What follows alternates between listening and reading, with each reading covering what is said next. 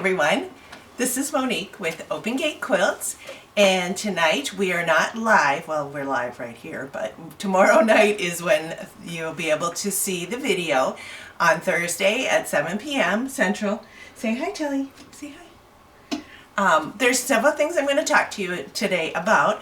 I am going to show you my newest toy, which I absolutely love, my Oliso iron. Oliso and I have partnered up and they sent me an iron, and I'm going to show you exactly how it works and how much you're going to need one because it's pretty damn cool. So, this is the iron. It is the Oliso Pro.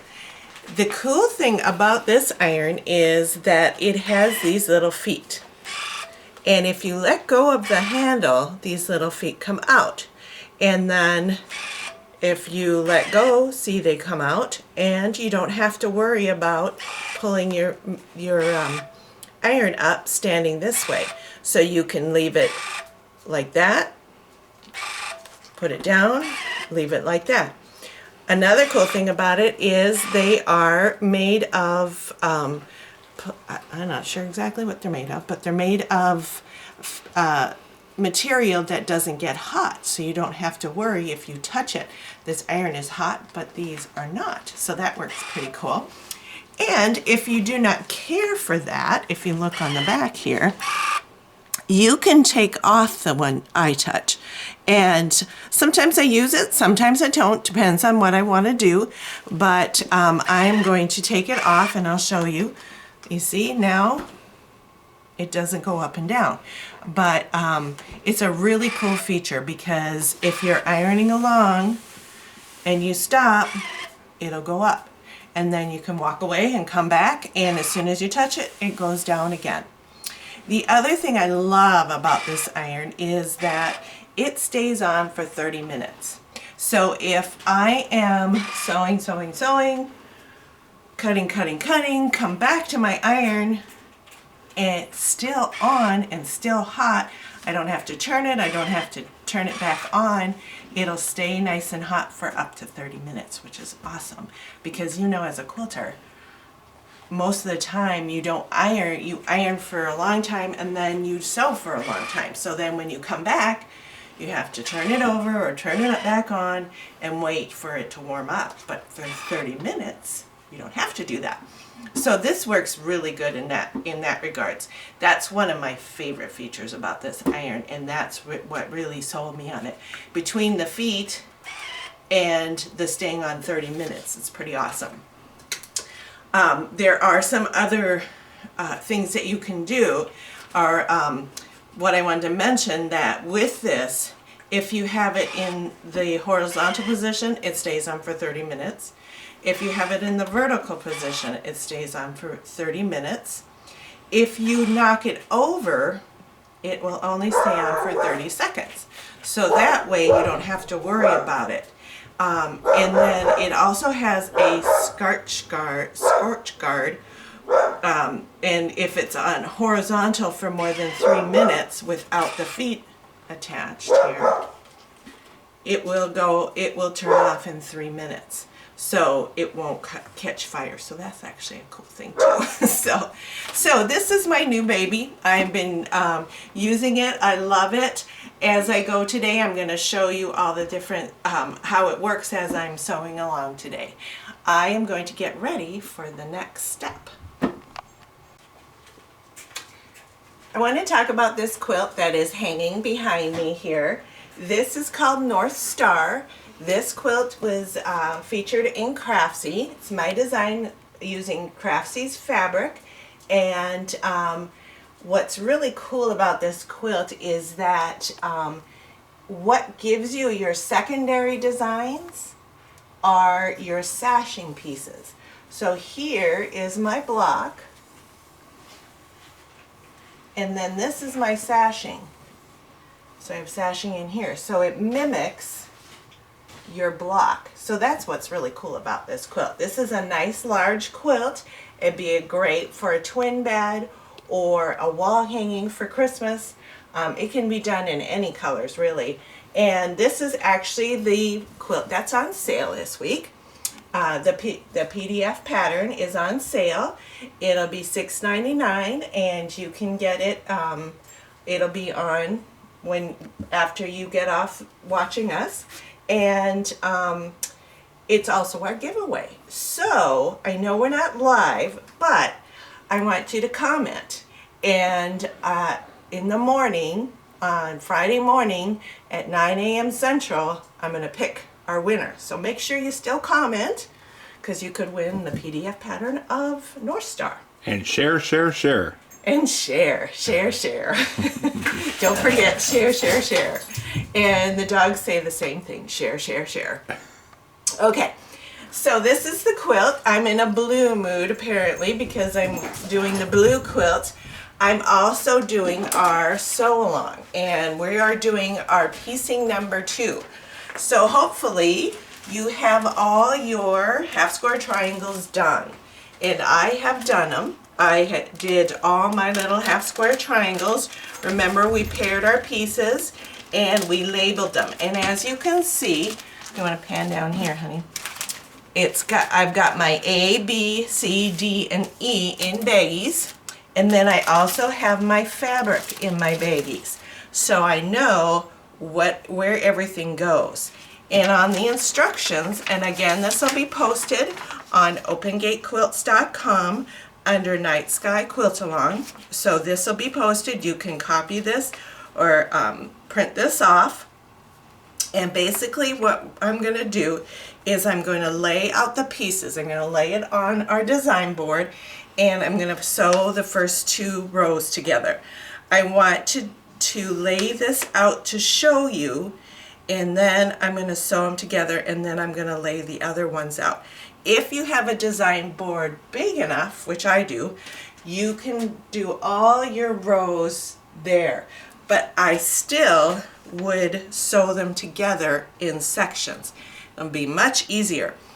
All the sections, if you look here, the medium dark blue section, the medium blue section, the medium light blue section, and the light blue section are all the same, except they're using different colors. So once you get the hang of doing the medium dark blue section, you will be able to do the medium light, and the light blue section.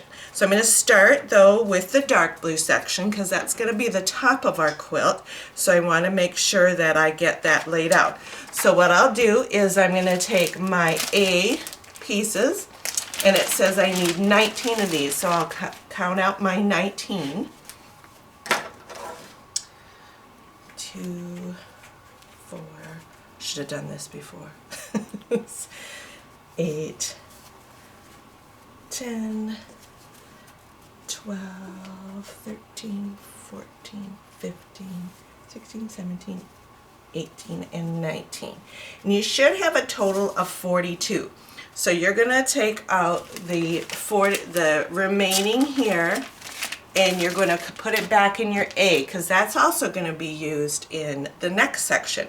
So you want to make sure that you take that out, put it back where it's supposed to be, so you don't get confused on where everything goes.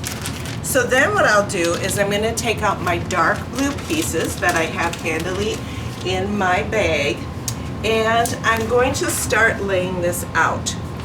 What I'm going to do is, if you can again pan in here and look, I've got it marked with my piece size, and then I also have my A. So my A are these. And if you're having trouble looking past the A and the numbers, look over here to see which way they're oriented, because I've switched them around. Some of them are going one way, some are going the other way. So I want to make sure that you can follow it. So look over to your right when you're looking at that, and then for your size of pieces, you're going to go over to your left. So I'm going to take this, and of course I need my glasses, and I'm going to, first of all, I'm going to start with a 2.5 inch square. Then I'm going to take one of my A, and I'm going to put it this way. Next thing I'm going to do is take another 2.5 inch square. Then I'm going to take another A, and I'm going to put it this way. Now remember when I was talking to you guys about putting it together? If you rotate this like this, no one's going to ever know. So this is just a general guideline. You want to follow it exactly, go ahead and follow it exactly. If you don't and you want to do your own thing, go right ahead.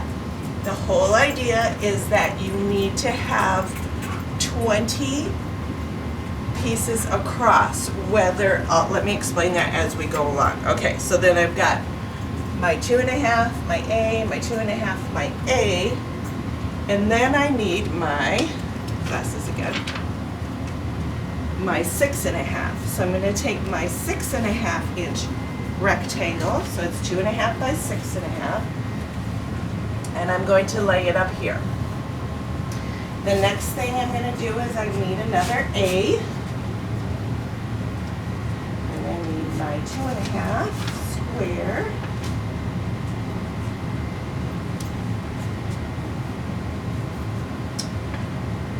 and then I need my A,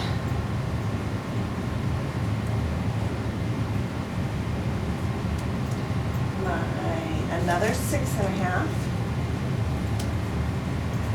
And if you're finding you're not sure which size is which, you can always label them with like a sticky or something, so you know what you have, or keep a mat nearby and you can just measure it quick so you know which pieces go where. And then I've got another A, and then I've got a 4.5. The dogs are having fun hanging out with us. And I've got my A, my 4.5, and then my A. And my A is going this way. So that is row 1. And remember when I said you need 20? What I mean is that you need 20 2.5 or 2-inch pieces. So this is actually 2.5-inch square. So that's 1, 2, 3, 4. This is 6.5, so that's equivalent to 3 of them. So that's 4, 5, 6, 7, 8, 9, 10, 11, 12, 13, 14, 15, 16, 17, 18, 19, and 20. Whew, worked. So that's what I mean. So if you think, okay, I don't like these so close together, switch things around. Put this next to this. It really doesn't matter. Remember, it's your quilt. If you want to do something like that, go right ahead. As long as you have the equivalent of 20 across, you'll be fine. Okay, so that is my row 1 of my dark blue. I'm going to do my row 2. And I'm just going to place it right underneath. So I've got my 2.5 square,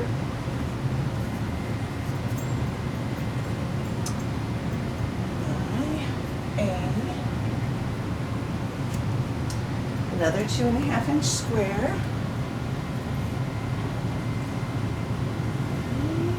A, 2.5,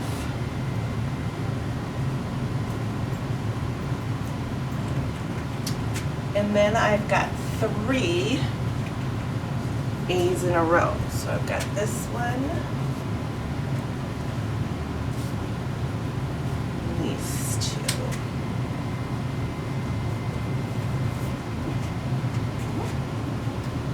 Then I get another 2.5. And then again, I've got 3 A's in a row. So I've got this, got this, got that. Then I've got another 2.5.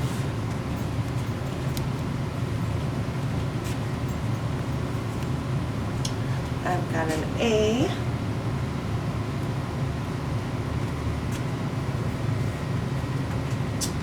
And I've got A.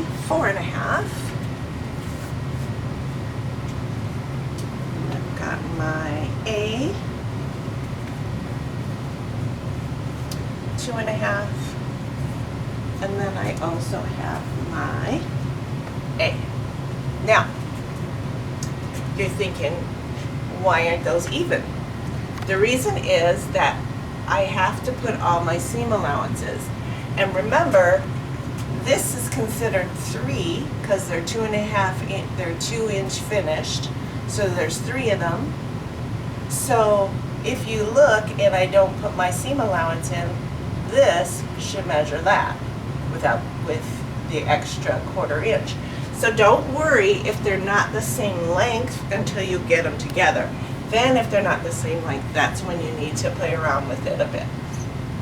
So again, I'm going to count them just to make sure I have the right amount. So I've got 1, 2, 3, 4, 5, 6, 7, 8, 9, 10, 11, 13, 14, 15, 16, 17, 18, 19, 20. So I'm good. So the next thing I'm going to do is I'm going to sew my rows together. So I'm going to start with this row and sew it. Then I'm going to sew this row. When I press, I'm going to press the rows in opposite directions. So I have you press the first one to the right and then the second one to the left. The reason is that so when I put them together, the seams will nest and then all my pieces will come together nicely. So I'm going to start sewing.